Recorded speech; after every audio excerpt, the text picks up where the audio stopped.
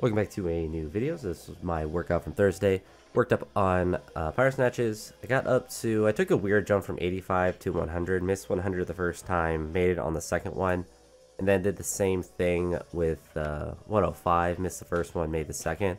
And really the difference, the mechanical change that I tried to make on both of them that actually worked, was trying to trust my pull, if that makes sense. So on the first 100, I rushed it, and then on the second one, I just waited longer, because as a snatch, or a power snatch in this case, starts to feel heavy, I have a tendency to try to rush to get underneath, which makes me just extend early, which is, something that is pretty common with a snatch, and really with cleans too, but obviously I'm talking about the snatches here.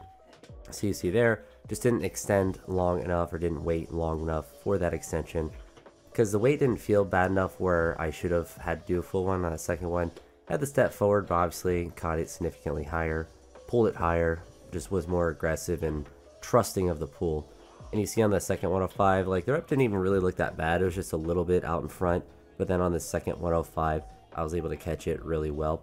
I would like to get back up to doing 110. I have done 110 before in a power snatch, but it certainly was never a really consistent power. And if I could just go and like a normal day and just like, all right, I'm gonna get up to 110 and do treat that as like how 100 is, where it's not easy. I might miss it occasionally, or I might have to do a full snatch, but it's one if like I'm dialed in, or if I'm having a good day, like I should be able to get up to on a routine basis.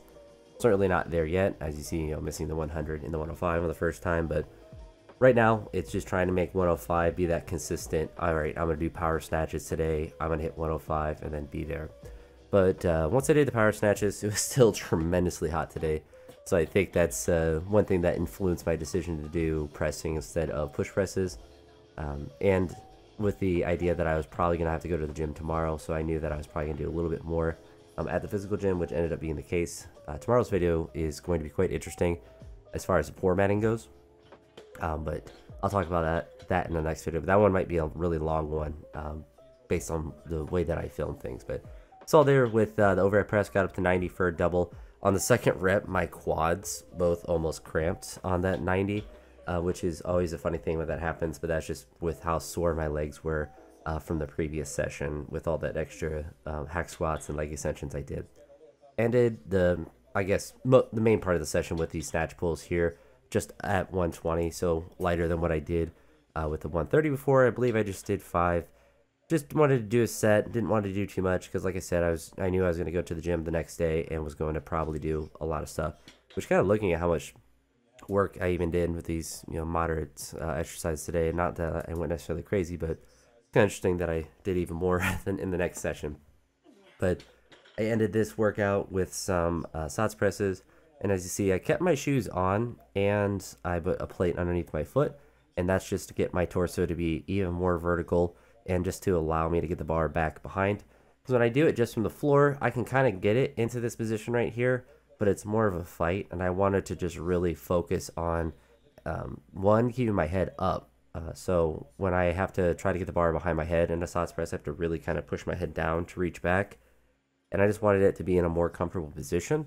So when I am trying to do these, it's less of like me trying to build and less or more of me just trying to stretch. And it's really the left side. It's really interesting. It's like my left elbow struggles to lock out in that position, which obviously makes sense because of the the shoulder being tighter on that side than on the right side. But as I continue to work at it, it has gotten better. But it's something that I haven't done it as much as when I first started it. I'll do it a couple times a week, but it does feel like a really nice stretch, and it does help with my compliance to the exercise with the plates underneath, because it makes it a little bit easier. But it also puts it in a better position so I can get a better stretch from it, and I can really kind of push into that position. Maybe one day I'll be able to just get onto the floor with maybe shoes or no shoes and just be in this comfortable of a position, but I don't really know if that will actually ever be possible, because of the fact that I just don't have that natural mobility. I didn't come into weightlifting with really mobile shoulders, and a lot of the people who can do squat jerks and stuff started when they're quite young, and we're able to kind of grow into that mobility. Now, I think I can get better at it, and I think anyone can get better at it, but I certainly don't have the natural advantage like I do in my hips and ankles and stuff with squatting all the way down. That was something I came into the sport were into this style of lifting, just immediately able to get into the bottom of a squat and overhead squat, but certainly did not have the upper body mobility that my lower body has in spades. But that's it for this one. So pretty quick, pretty simple session. And yeah, tomorrow's video will be really long, but it is just a different kind of formatting that I tried out. But I'll talk more about that when I get to that one. So I hope you have a great night and or a great day or evening, wherever time it is. And I'll touch you all on the next one. Peace.